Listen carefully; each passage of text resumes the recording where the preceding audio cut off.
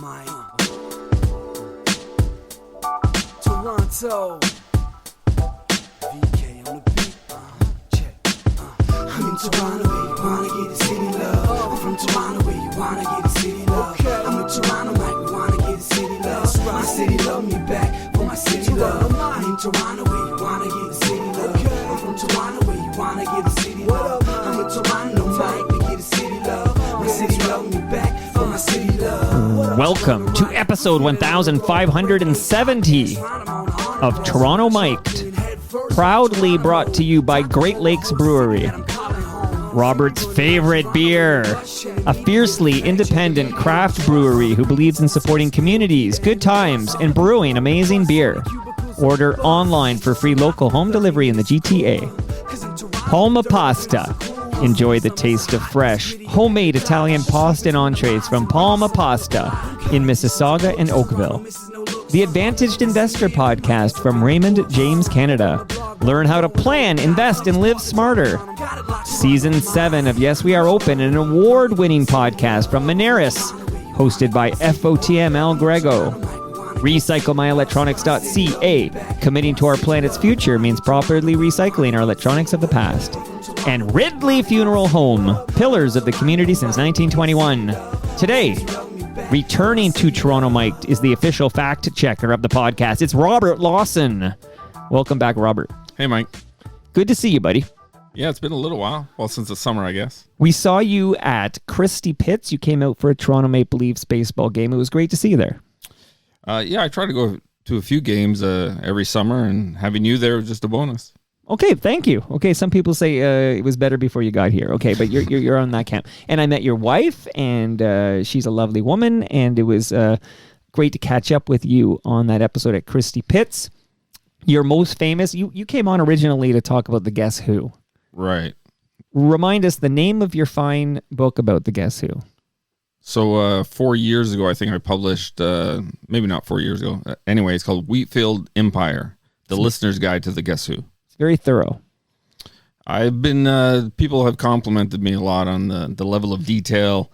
And when it came out, Burton Cummings himself posted a long thing on Facebook where he said that he learned some stuff about the band from the book. So to me, that's the ultimate compliment. That is the ultimate compliment. And you have a new book, and so we have to do a little mop-up on the Guess Who off the top, but we will also talk about Stevie Van Zandt. Tell us the name of your new book on Little Steven. So the new book is Solidarity Forever, The Art and Soul of Stevie Van Zandt.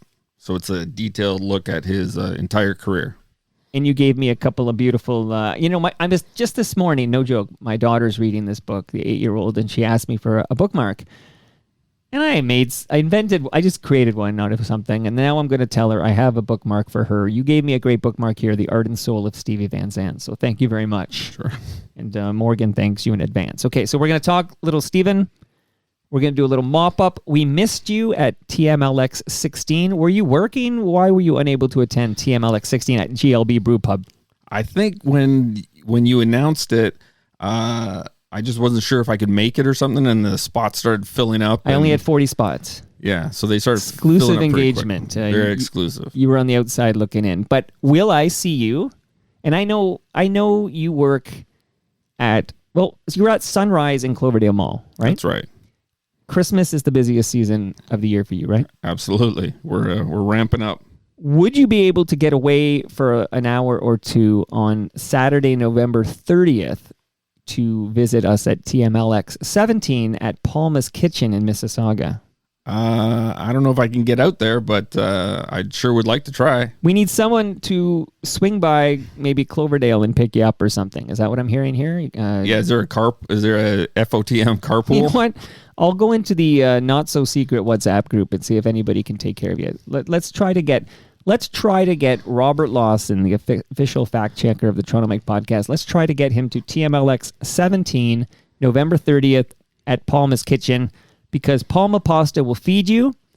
They're sending you home with a large lasagna today, Robert. That's for you. Thank you.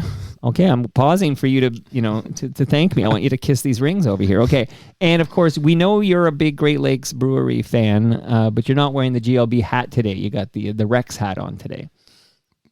Do I? I thought I wore a GLB today. Oh, Jeez. I'm letting you know, Robert. I thought I might, because you teased me the first time with the GLB hat, but then you came up with the left field hat, and I was saying, oh, he better have the GLB hat on today, but you don't have the GLB hat on today. Well, still promoting Toronto Jazz. Absolutely. Shout out to the Rex. But you're taking home some fresh craft beer with you. Appreciate that. See, I'm doing this off the top because once we get smoking here, we're going to try to do a killer 60 minutes here. Maybe I'll save the other gifts for between the Guess Who talk and Little Stevie talk. But how do we get Little Stevie on Toronto Mic'd? Is this a possibility? Would Little Steven come on Toronto Mic'd to help promote your fine book? It's something definitely worth looking into. He does do a lot of Zoom interviews. And, I would Zoom with him. Yeah, he does do a lot of that kind of stuff. So I wouldn't rule it out. How friendly are you with him? Like, how close are you to Little Steven? Well, I've known him for a little while now. I don't know if he always remembers me as much as I remember him, but now with the book coming out, he's more than aware of who I am. Has he read the book? He hasn't read it yet, but he was interviewed extensively for it. Well, good. Okay, so you're going to try to get Stevie Van Zandt on Toronto Mic'd. I'll try not to ask him only questions about The Sopranos, so that's my pledge to you. But can we start with a little fact-checking? You did an episode where you came over and we fact-checked the Randy Bachman episode of Toronto Mic'd. It was, I would call it polarizing because people either loved it or they felt bad for Randy and they didn't like it. But I personally loved that episode. So can we start off with a little fact-checking of the Guess Who? Well, I would, just in response to that, I would say that in that time and what we're doing right now, you've invited me to talk about it. So if people are mad about what we're talking about, it's... Well, no, it's on... No, at the end of the day, the buck stops here. Like, I'm the guy who presses record and then publishes the episode. So I was happy to publish your fact-checking of Randy Bachman. But since then, okay, there's a few things I need to cover with you. One is, did Randy make a public statement that the Guess Who was asked to play Woodstock? Yeah, so there's a video going around. I don't know if it's part of a documentary or something. I think FOTM Cam Gordon? Yeah, I think he sent Cam Carpenter. I think Cam Gordon sent it to me. Okay. And kind of asked, is anything in here true? Okay, so let's get. I feel like I need a drum roll or something. So Randy did share a story where and do I have it right that the Guess Who was on tour, so they were too busy to play Woodstock, but they were invited to play Woodstock in 1969. What say you, Robert Lawson? Well, actually, he says, and it's a real short clip. It's under 3 minutes, but he says that they were recording the American Woman album, and they were watching it on the news that Woodstock was this big muddy mess, and their manager was asking Randy, do you want to come down and play while the festival's already in progress? And they couldn't do it because they were recording the album over 10 days. So if they had done it, maybe the album wouldn't have come out or wouldn't have been the same. And it's just not, in typical Randy fashion, it's not really true. I asked Burton himself, and he said the Guess Who were not asked to play Woodstock. I think it's also a stretch that they would be asked to play Woodstock while Woodstock was going on. Like, Randy saying that they're watching it on the news, that helicopters are going in and bands aren't showing up. And he's kind of taking a bit of a swing at the counterculture too in that clip. He was never really part of the peace and love revolution or anything like that. So he didn't like that. It's because he didn't do any drugs. Am I right? That's what he says. He's clean living. Clean living. But that's why he's still thriving in his 80s. You going to fact check that one? Well, but show me those medical records here. But they weren't even... HIPAA. But when he says that they're recording the album over 10 days, so they're too busy to go, that's actually not true either. They did a couple of days in Chicago. So that was in August of 69, right before Woodstock was kind of happening, overlapping a little bit. Then they didn't go back in to finish the album till October. So they were actually playing shows, and I think I have it down on August 16th, which is during Woodstock. They were actually recording a episode of American Bandstand. So his memory that they were too busy in the studio, That's just not true. They were free. I think a couple days later they were like in Sioux Falls or somewhere. I don't know. I was looking at some tour dates last night. So they weren't like trapped in some recording studio that they couldn't go. But all the bands would have already been booked way ahead of time. I'm reading the Sly Stone autobiography right now, and I just got to the part where he says that they were booked for Woodstock like in early July or something. So a month ahead, which for a show the size of Woodstock, of course these bands would have been booked way in advance. So even that seems really late, like to book. Probably, yeah. Sure. So you're saying that this is further embellishment from legendary rock god Randy Bachman. Well, again, I ran it past Burton, and he said they were not asked to do Woodstock. My dream is to get Burton and Randy on the podcast at the same time, and we just run through some basic facts and see if they agree on anything. Well, Burton has a very good memory, and when I interviewed him for my book, there was a couple of times that he would admit that he just couldn't remember something, which is fine. He's in his 70s and he had a pretty rockin' lifestyle. So I get that. Randy likes to brag that he has a great memory, and he had told me, well, I never did drugs, I didn't drink, so my memory's perfect. Right. And it's just not.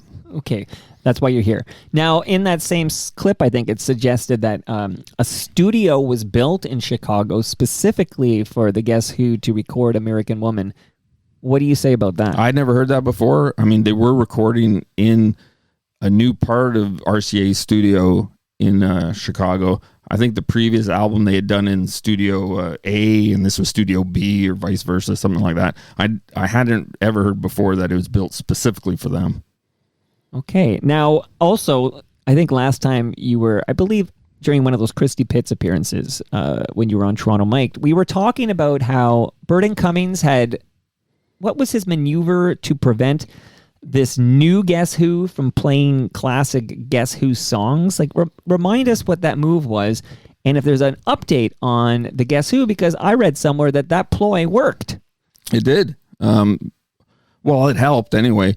He owns the copyright. He owns the publishing for all the songs, so he's allowed them to perform all these songs for all these years. So after asking them numerous times to not promote themselves as the original Guess Who and not to use original Guess Who music to promote their own concerts, like they just kept doing it for years and years. Like, so I understand, like there might be a TV, I don't know, because they're smart enough not to play Canadian dates, I noticed, but let's say they're in some festival in, I don't know, Iowa or something, right?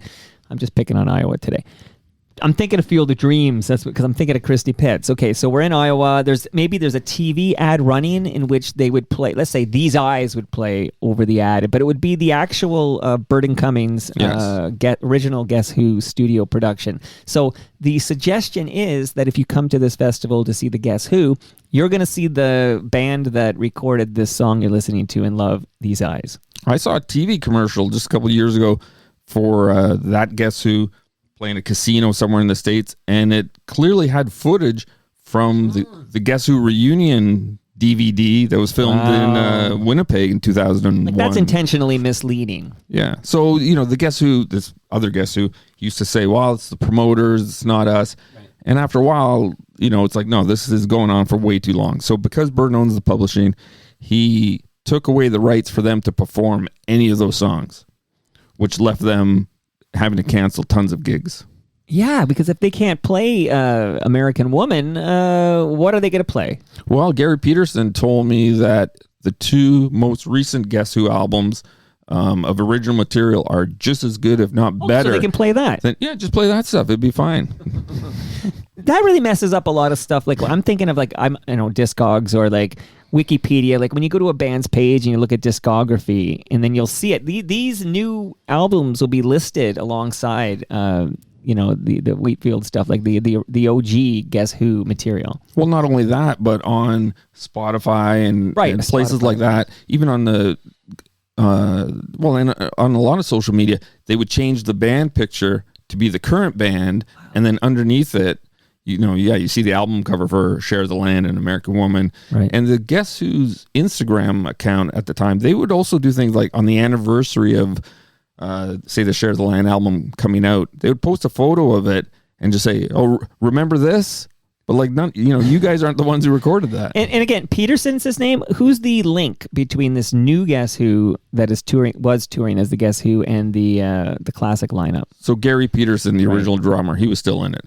Okay. So after Burton pulled the publishing, they went to court.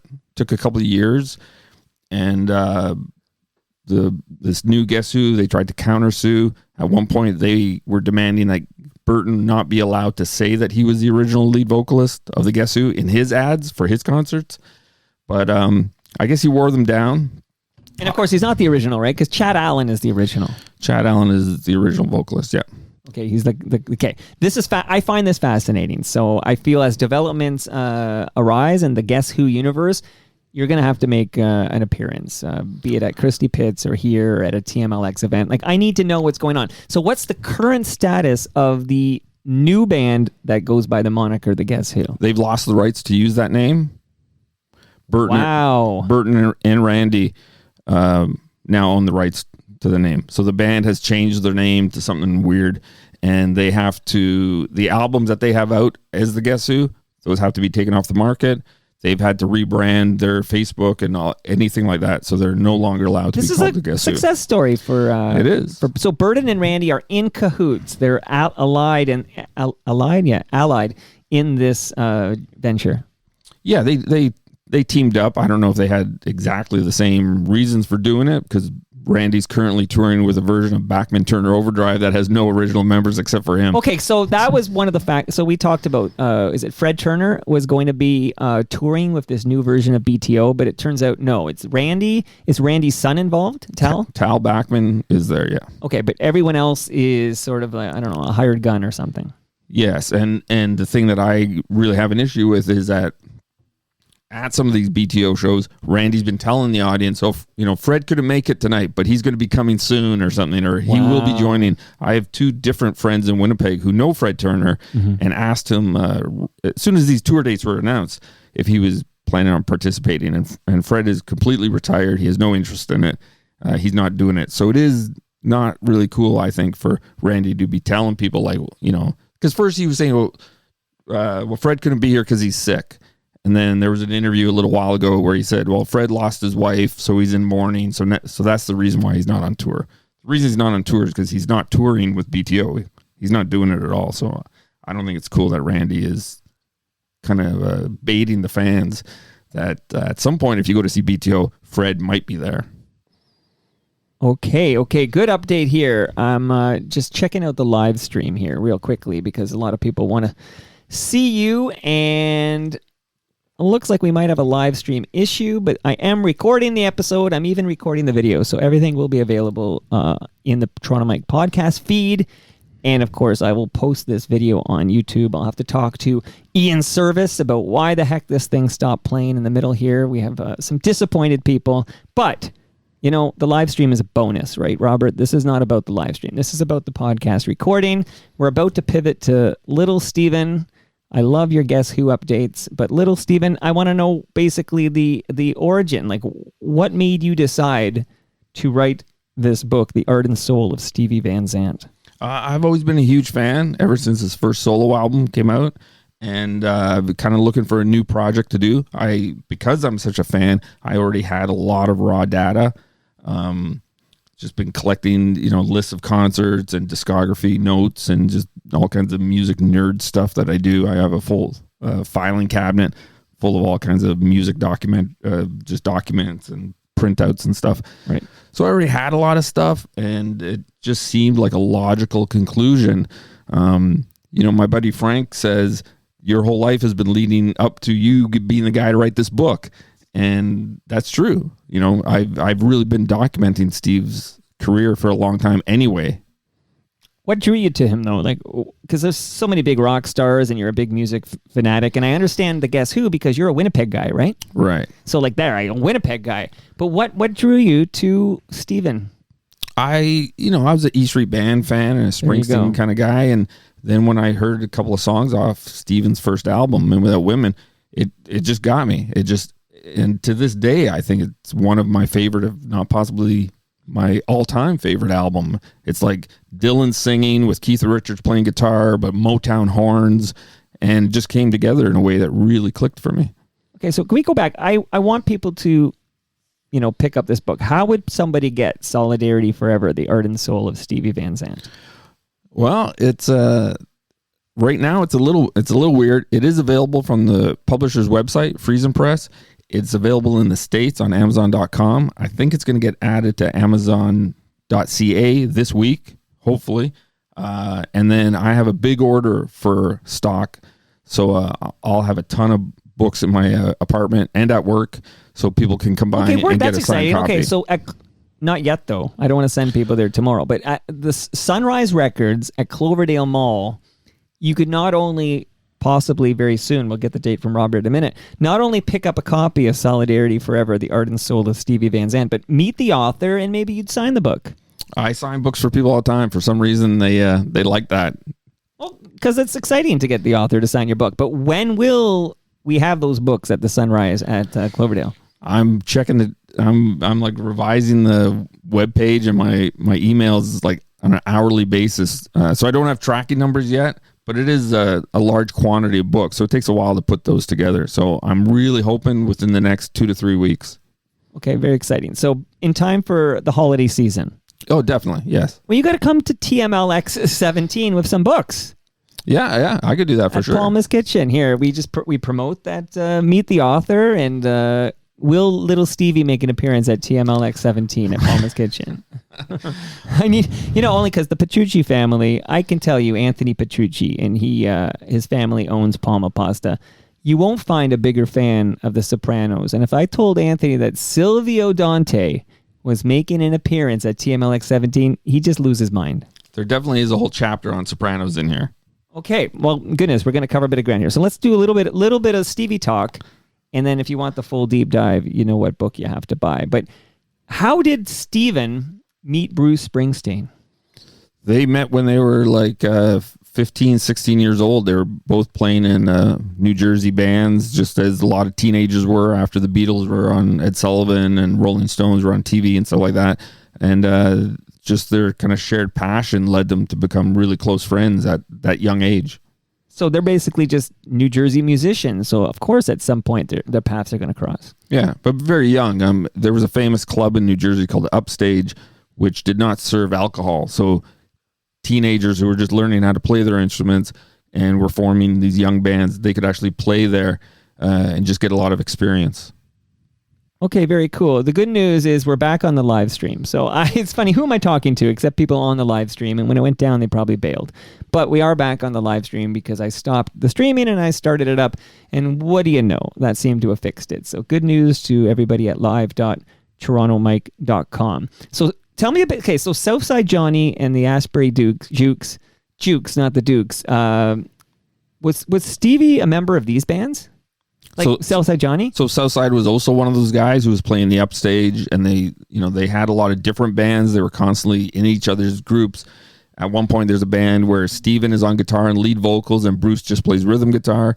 Then they changed the name, and Bruce is on lead vocals, and Steven plays rhythm guitar. Okay. And so there's a lot of going back and forth. Synergies? Yeah, there's like 30 different band names from like 1966 to like 70, and they're all in each other's bands, so... By any chance, I'm going to put you on the spot here, but do you know the first Bruce Springsteen song that featured, an arrangement or contribution from Stevie Van Zandt? 10th Avenue Freeze Out on the Born to Run album. See, I got the right man in the basement here for all my Stevie needs here. Okay, and you're definitely going to deliver him to Toronto Mike, absolutely. So what did he do for 10th Avenue Freeze Out? He wasn't a member of the band at that point, of the E Street Band. But they had some horn players, like session guys, who just weren't really getting the parts right. And they kept trying. And Steven, because he was arranging horns for their Asbury Jukes and Southside Johnny, he had a lot of experience with that. So at one point, even though he's not an official member of the sessions, he's just visiting his friends. The story is he storms into the studio and says, "Put away those charts, boys." And he sings the lines to each horn guy of what he thinks they should play, and that's what they ended up doing. So when you listen to the 10th Avenue Freeze Out on the Born to Run album, those horn parts were dictated by Steven. And those horn parts are great on 10th Avenue Freeze Out. Like, that's cool. Yeah, and so that contribution led Bruce to asking Stephen to rejoin the E Street Band at that point. And so on the Born to Run tour was the first time that Bruce had a second guitarist.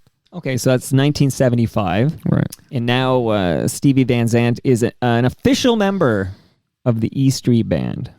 Yeah, so by Darkness on the Edge of Town in 78, he gets a co-production credit. By the River in 1980, he's a full-fledged member of the production team. And so he's always had a little bit more influence on the band than just other guys in the group, because I guess he was just so close with Bruce. So he's a guy that Bruce would often turn to with for advice, which ties into his role on The Sopranos. He kind of plays the same kind of character.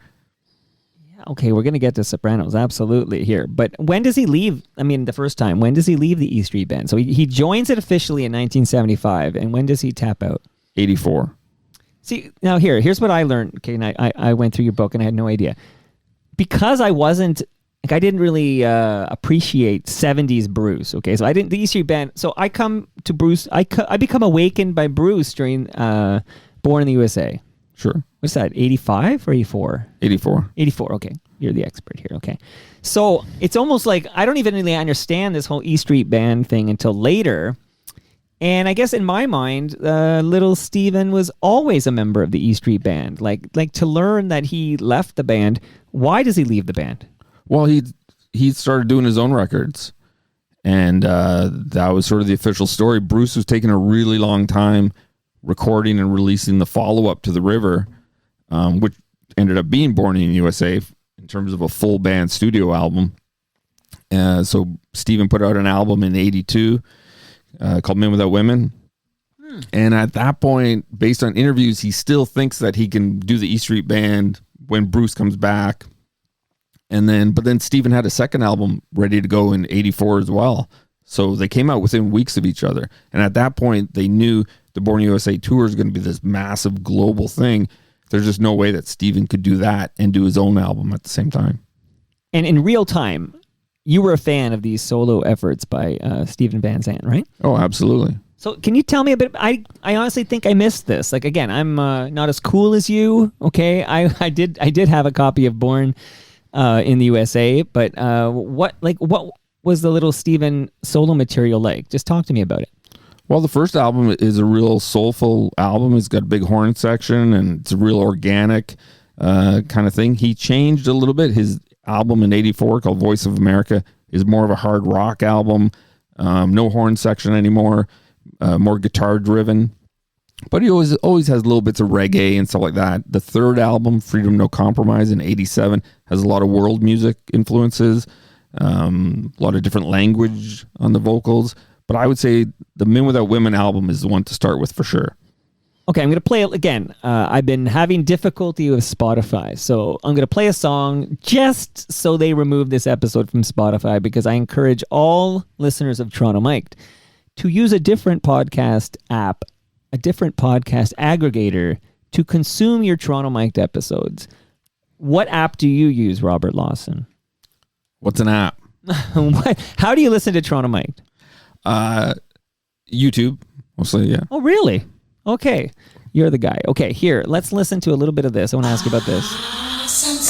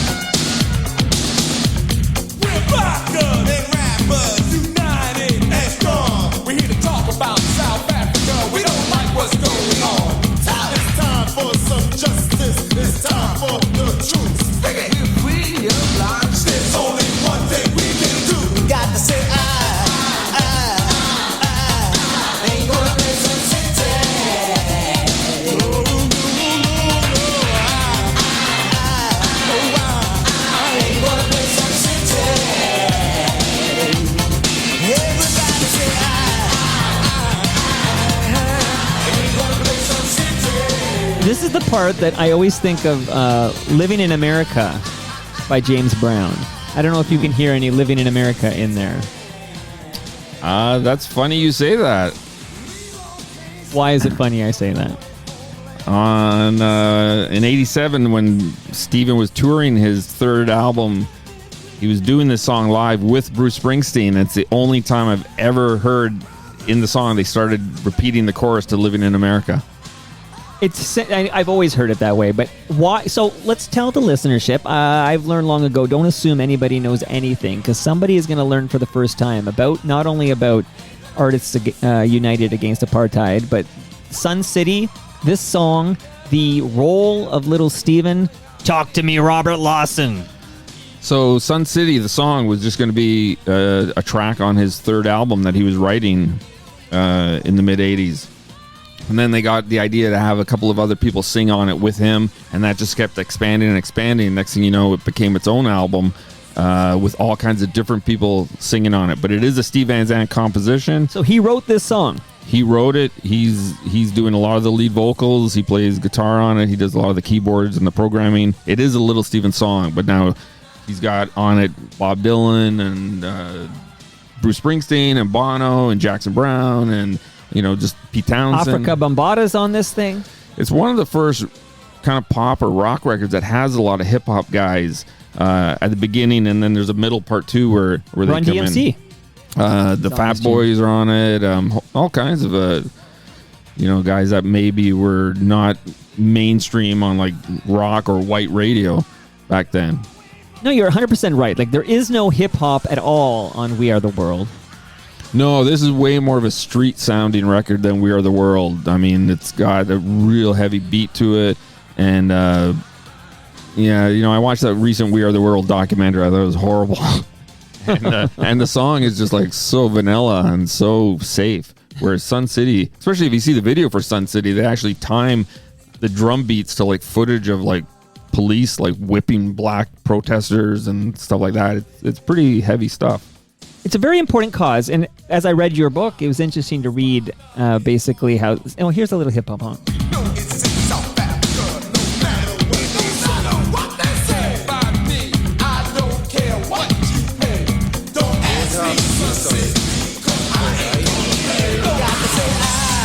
Yeah, like it's interesting to read how involved, how politically active Little Stevie Van Zandt was, and I'm sure he still is. But here's a cause. It's hard to believe because we both lived through it, but it's hard to believe not that long ago the South African government had a policy of apartheid. Like in hindsight, it's like that was the case in 1985, but of course, absolutely it was. And to have these artists, U2 is involved in this. You mentioned Tom Petty's on this jam. Like Sun City was a big deal. Well, Petty's not. I wish he was. I wish he was. I gotta fire my researcher. Okay, Tom Petty. You know what? Rosie Gray T.O., the Sun City wiki page lists Tom Petty as being on this jam. Yeah, he's definitely not on it. But a lot of people are. So, yeah. What was Petty up to? Come on, Petty. Where were you, buddy? Yeah, but did he sort of like, I'm thinking now when I chatted with Mid-Year and we talked about Do They Know It's Christmas? And, Geldof is the guy who would phone up everybody and get them all involved. And Mid-Year wrote the song. So Little Stevie writes the song, but what role does he play in getting these 49 or so artists together to record? Well, Sun City. He kind of has a big part of it. His co-producer Arthur Baker, who comes from a hip hop and rap background, which is where I think a lot of those elements come from. He knew a lot of people too. Steven's just always known a lot of people. He's more of a social guy than Bruce ever was. So he goes out to see a lot of bands. He produces a lot of other artists. He just knows a lot of people. The same year that he did Sun City, he participated in a Bob Dylan recording session. So Steven's just knows a lot of people. His Rolodex must be like huge. All the different musicians and producers and writers and stuff that he's crossed paths with. Yeah, more than just Bruce in that Rolodex. Well, I remember, reading the first Springsteen, well, maybe it's not the first Springsteen biography, but there used to be a book called Born to Run by Dave Marsh, and it mentioned at one point the E Street Band was doing some recording, and the Stones were down the hall, and Marsh makes a point of saying, but Bruce was too shy to go over to the Stones session and talk to those guys. But Steven went right over and started hanging out with the Stones. Wow. Okay. So I want to talk a bit about Stevie Van Zandt and his acting and his syndicated radio show. But I want to give you, Robert Lawson, a wireless speaker from Moneris. Because things get spicy in episode 3 from season 7 of Yes, We Are Open, when Al Grego visits Nikhil Dutt, owner of Spice Circle. His family opened this restaurant back in 2019, despite having no prior business experience. Try to do that and make a success out of it. Not easy. So everybody, including you, Robert, should subscribe to Yes, We Are Open and listen to these fresh new episodes from season 7. Because you ready for this? Al went to Winnipeg. These are all Winnipeg stories in season 7. Wow. So we'll see if there's a Randy Bachman fact check episode in there. I don't know. Were you ever a guest on Yes, We Are Open? Not yet. Does Sunrise Records use Moneris? Yes. You know what it will be? That's awesome, except you're not small enough a business. I feel like Al focuses on the smaller family-run independent businesses. Sunrise is just too damn big. But how are things going over there at Cloverdale Mall? How long do you have before they boot you out? Forever. I don't think that's not happening anytime soon. I mean, people. I get asked but about I've seen the blueprints. How can it be forever? I get asked about it like almost a dozen times a day. Because they think it's coming, man. They think it's so imminent. Customer just told me the other day that he took a cab to the mall and the cab driver told him that the mall's being torn down this year. Okay. Why would you tear it down like 2 months before Christmas? Sometimes there's some bad intel from these cabbies. But is that approved? So we've all seen not we have all, but anyone who cares about Cloverdale Mall has seen, that's just me and you, but no, Maybe. More than us. But we've seen these like pictures and blueprints of this whole Cloverdale this whole community that they're going to build there. You're saying that's years, maybe light years away. I think you're fact checking the condo developers. I think at least 2 to 3 years from now, the sales office that was supposed to be open to the public, I think spring of this year, is still not open. I mean, it's open by appointment or something, but it's definitely not happening in 2025, and I would be surprised if it's anytime even before the end of 2026 that they even start doing any work on it. So lots of time to get your butt to Sunrise at Cloverdale. So shout out to Cloverdale. Shout out to that Home Hardware discounted chocolate. That's where I go for my discounted. You know that. And my dentist is in there. I might be there tomorrow actually. Who knows? I'm trying to get an early morning appointment just for my every 6 months you got to get in for a cleaning. I'll be there tomorrow. Okay, well come by and see you and tell you the reaction here. But what was I going to say? So my mom, I like it too, but I don't get out to it as much. I'm more of a eggalicious or olive man myself. But my mom very much enjoys going to the Dundas Street Grill. Now that's not at Cloverdale Mall, but it's in the same kind of vicinity, and that place is done. Like they're building some kind of a condo tower or something on that real estate. There's definitely a lot of work being done in Etobicoke, but you know, Honeydew Mall is still standing there as the skeletal remains of a shopping mall. I don't know why nobody's doing anything with that property. Yeah, shout out to the Honeydew Mall there. And also, one more I'll shout out is that I was reading years ago that the Kipling Queensway, you know, where the Swiss Chalet is there, they said that place is stuff is going in. Okay, that was pre-pandemic. I was reading about that. So it's been 5, 6, 7 years now. And it's, I can still go to that Swiss Chalet. The Starbucks that used to be on the corner right when you go down to Kipling Station, they're doing a lot of work on that corner. They've broken ground there really quickly. But yeah, there's a lot of spots along along Dundas there that they're nowhere near touching yet. Lots of cranes in the sky, particularly on wherever there's a bike lane. Lots of cranes in the sky. Got to dig those up quickly. Okay, so I have in my hand for you, Robert Lawson, before we get back to Little Stevie. This is a measuring tape from Ridley Funeral Home. Thank you. So shout out to Ridley Funeral Home. Brad Jones was at TMLX 16 last week at GLB Brew Pub. Thank you, GLB, for hosting us. The food was delicious. The beer was delicious. The company was great. All we were missing to make it perfect was a Robert Lawson appearance, but we'll try to make that happen at the Palmas Kitchen for TMLX 17. Maybe I can catch a ride with Tyler or one of those guys. I'm going to see what I can do. But I was going to catch a ride with Tyler, so it's going to be that's what we did last year. A little crowded. I'm going to see because these events always conflict with my son's house league hockey at Mimico Arena there. So we'll see what we can do. But last but not least, recyclemyelectronics.ca, Robert. That's where you go if you have old electronics, old devices, old cables that you need to get rid of. Don't throw that in the garbage. Those chemicals end up in our landfill. Go to recyclemyelectronics.ca. Okay, I remember I'm keeping this to a crisp hour here. So I just saw a HBO doc about kind of like the making of Sopranos with David Chase, which I'm a big Sopranos fan, and I love this documentary very much. And it really gives you some insight, but I don't want to just quote David Chase. How does this musician end up in such a key role on such a premium prestige HBO drama like The Sopranos? It's a pretty neat story. The story is that David Chase was watching the Rock and Roll Hall of Fame awards, and Steven was giving an induction speech for the Rascals, which of course were a big, 60s New Jersey pop rock group. A lot of great songs. So he was doing his bit. He's a bit of a funny guy, and he had, just a real kind of funny speech. You can watch it on YouTube. And Chase was really like taken with him. He really thought he had a character. There was an interview at one point where Chase said Steve Van Zandt's face is New Jersey.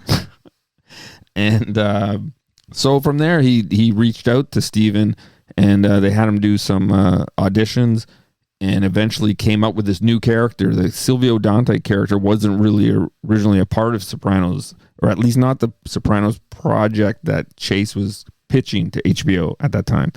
So they kind of came up with the character together. Steven already had the name. He had kind of been working on a character named Silvio Dante, possibly for a script or something. So they combined that together and made this new character. And like I said earlier, he gets this role of being like the second in command to Tony Soprano, the boss, which is a role Steven was already very comfortable with, of playing that role in the E Street Band with Bruce. Who's the boss? Of course. You know what? I never really connected those dots before. It's worth noting Van Zandt is an invented surname, because you'll be like, oh, he's Dutch or whatever, but that's not his actual birth name. Well, his mother remarried when he was a kid, okay. So her new husband, that was his surname, yeah. Okay, but is he of Italian descent? Yes. Both sides are Italian, yes. Okay, I want to make sure there's no cultural appropriation here of Silvio Dante. You know how passionate I am about that. Okay, Robert. No, he's definitely Italian. I've got photos in the book that have never been seen before of Steven in 1989 going to the small village of Calabria, trying to find any missing relatives or something like that. So those are, I'm really happy to be able to have those photos in there.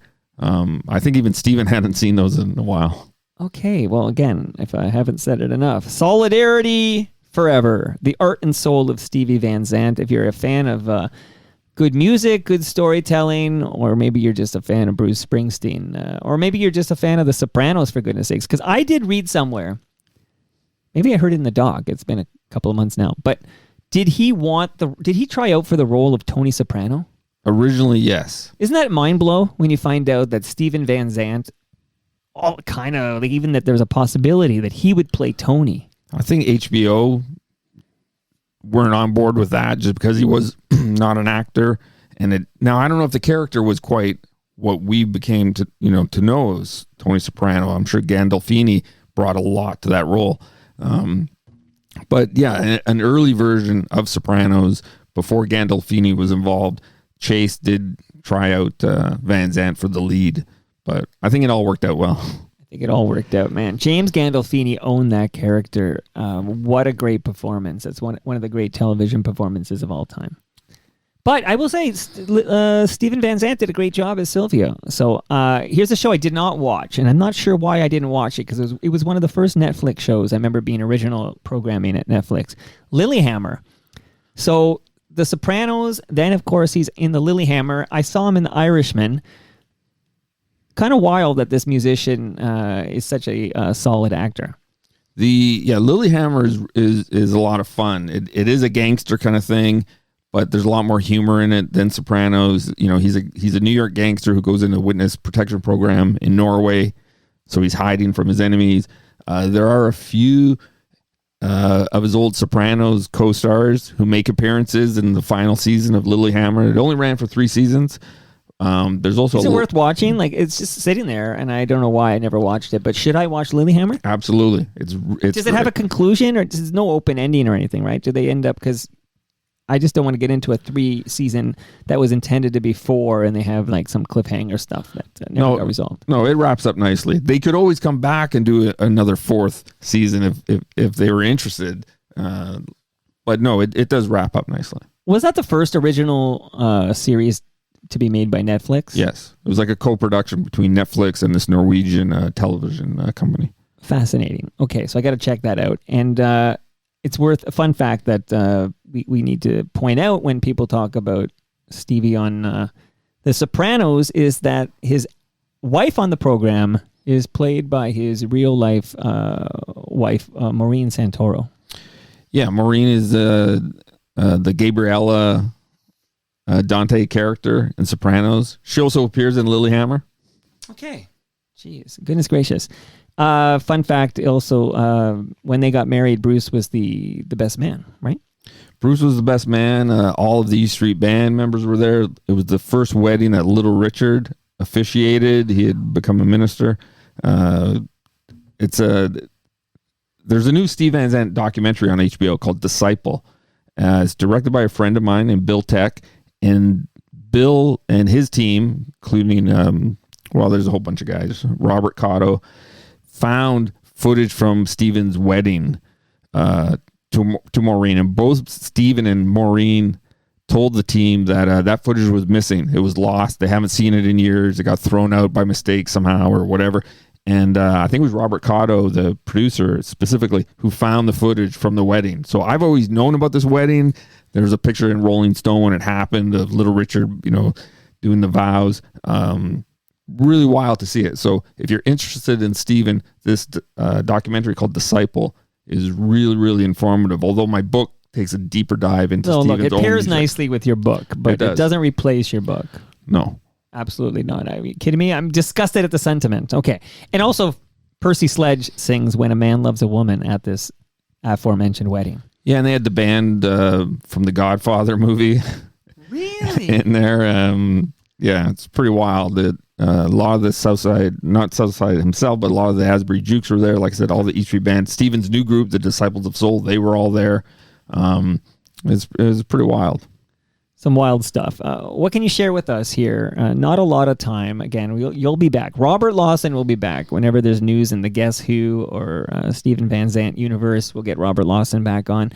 But what can you share with us about Little Steven's Underground Garage? So it's been running for a long time now, like over 20 years, I think.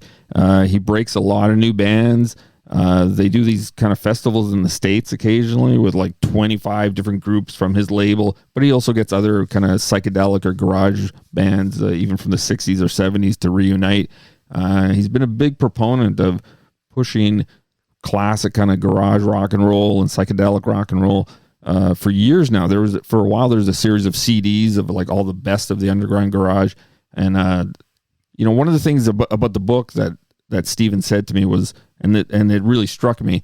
He said, of all the things that I do, playing in the E Street Band, producing artists, doing a record label, acting on, gangster shows, my own music is what people talk about the least amount. So that's why this book is important to him. So it's great to cover all that kind of stuff because his career is so interesting in that way. But also I want to talk about his music. And I don't want to bury this lead, but Burton Cummings and Stephen Van Zandt are two fantastic musicians who will take Robert Lawson's call. Am I right? They'll take your call, or they'll just reply to a text or an email. Yeah. I'm seeing Stephen on November 3rd. I'm supposed to be presenting him with his own copy of the book. So hopefully that's happening. That's like in a week and a half from now or something. So I better get those books on time. Okay, and I'm going into my calendar. This is exciting because I'm going into my calendar to find out what day. Here, let me go today. Here we go. What day is, the 5th. No, not the 5th. I'm lying to you. Come on, Mike, get this right here. The 6th, yes, I'm seeing Bruce Springsteen in concert on the 6th of November. My first time seeing him. Oh, wow. Will you be catching them this? Stevie must be able to put you on a list. Well, I'm seeing them on, they're doing 2 shows in Toronto. Okay. So I'm seeing them on the 3rd, and I'm going to be seeing Steven specifically before the show to present him with the book. Dude, this is amazing that you're going to have that moment. Make sure you capture video. I'm sure. Will your wife be with you to get a good photo? She's definitely like your official photographer. Which is odd because people should be taking pictures of her. Well, I do. Don't worry. I've said too much here. Okay, so come on. I told you. What do you call it? You're punching. Is that the term that we're using now? You're punching. Above my weight? Yeah. I heard on some British thing I was watching, he goes, "You're punching, mate. You're punching." And I realized, oh, that's a faster way to say you're punching above your weight. Yeah. Okay, good for you, though. I am too. So we're all in the same gang here. We're all in the same gang here. So now I see that. So Bruce has a concert on the 3rd, it sounds like. I'm seeing him on the 6th. 4th and 5th seem to be empty. Which one of those days do you want me to put Steven in the Toronto Mike recording calendar? Which one of those days is he going to visit the basement? I don't know if he's staying in town between shows. A lot of people don't seem to understand that. They don't necessarily stay, especially he lives. Which is a great city. Why not stick around? Well, he could, but he lives in New York. He might want to sleep in his own bed. That's true. That's true. There are these things called airplanes. Okay. Fun fact, some of these artists, I'm going to name some artists that have covered songs written by Stevie Van Zandt. Okay. In addition to Bruce Springsteen, the late, great Meatloaf, Nancy Sinatra, Pearl Jam, of course, Southside Johnny. We talked about artists united against apartheid. And that's a pretty cool little list right there. So Pearl Jam, do you know what song Pearl Jam recorded that was written by, do you know, Stevie Van Zandt? I Am a Patriot. Okay, look. Which was also covered by Chris Christopherson, and Eddie Vedder does that one solo as well quite a few times. Giving me chills here. Okay. Jackson Brown does that one too. Wow. Okay. Running on empty over there. Now, we're running on empty because I don't have a lot of time. So I'm going to give you this last 5 minutes. I see you got notes in front of you. You're very thorough. Are these notes? What are these notes? I just wrote. That was just a. You didn't know I'd be asking these difficult questions. That was just a couple of dates for the Randy talk. Okay, I'll get the Randy talk. Did I miss anything that we should be fact checking on the Guess Who front?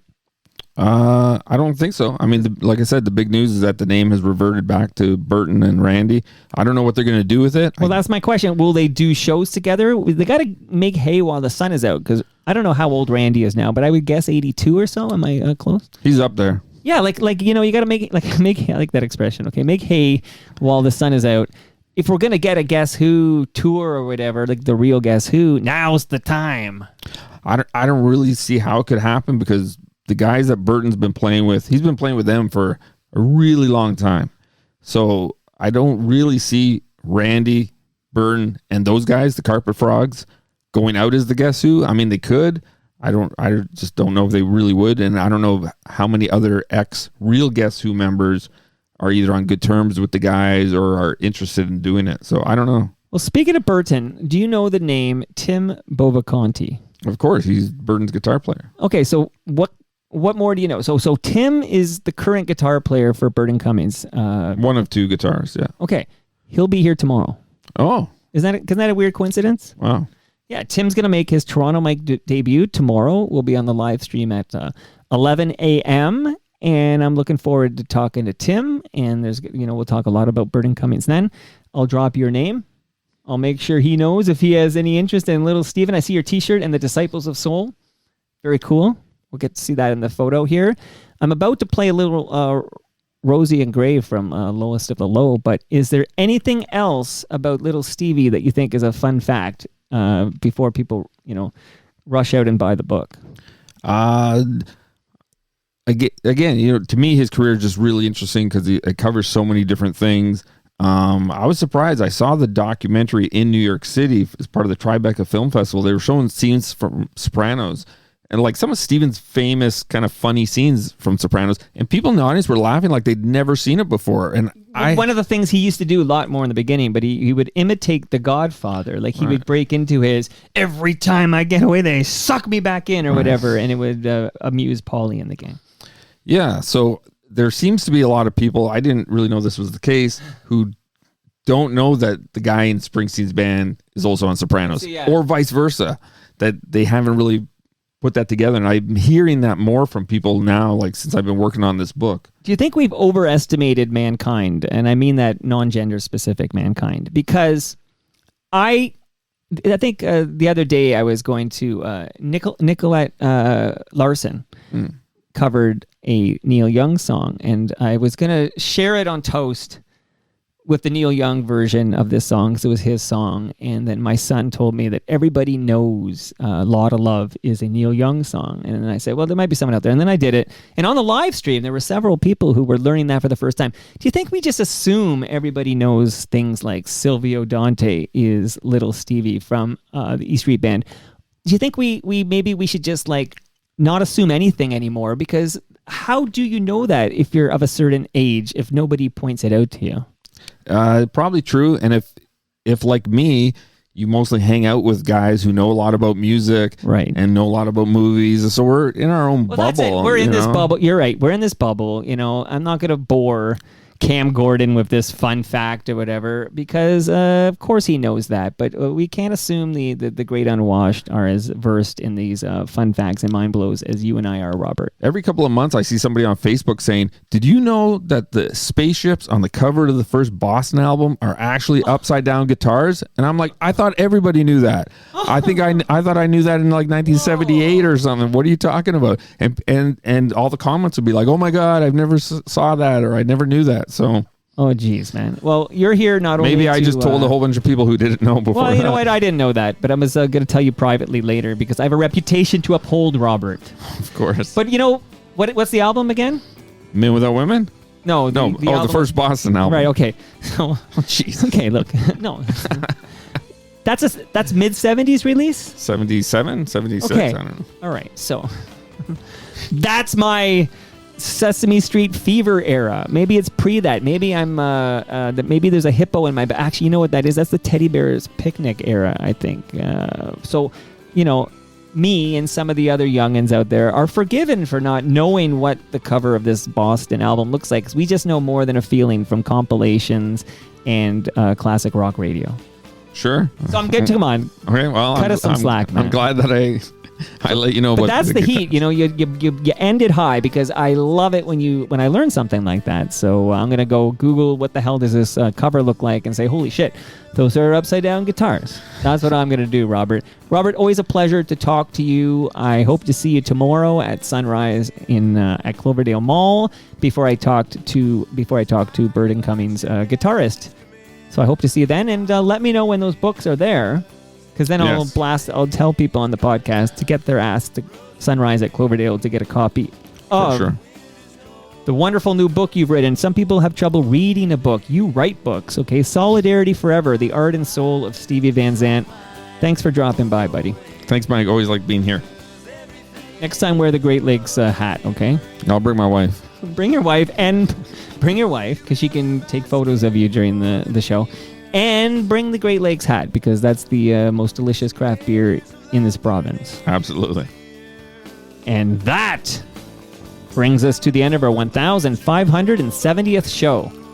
Go to torontomike.com for more about me. Robert, where do you want to send people so they can follow your adventures and buy your books, etc., etc.? Instagram or Facebook. I'm posting any new updates on the book there as soon as we get them. Trying to let as many people know about this one as possible, so that at least the awareness factor is up. So as soon as I get the books, we'll be posting videos, and probably going to do a video, I think, later this afternoon too, just kind of clarifying for some people. That I don't have the books yet, but they are coming very soon. But like I said before, people in the States, you can order them now from Amazon.com, and the publisher Freeze and Press, they have them in their online bookstore as well. Much love to all who made this possible. That is Great Lakes Brewery. That's Palma Pasta. That's recyclemyelectronics.ca. That's Raymond James Canada. That's Moneris. That's Ridley Funeral Home. The reason I only had an hour with you, Robert, is I'm about to co-host a webinar with Barb Paluskowitz in the guise Elvira. I was like, what the hell is her name? It's Halloween. I should know. Elvira. So she'll be dressed as Elvira. And then I'm going to get my ass to One Yorkville, and I'm going to chat up, not for Toronto Mike, but for a client, I'm going to chat up Olympic medalist Alicia Newman. That sounds like a pretty good day. See you all tomorrow when Tim Bovacanti is my special guest.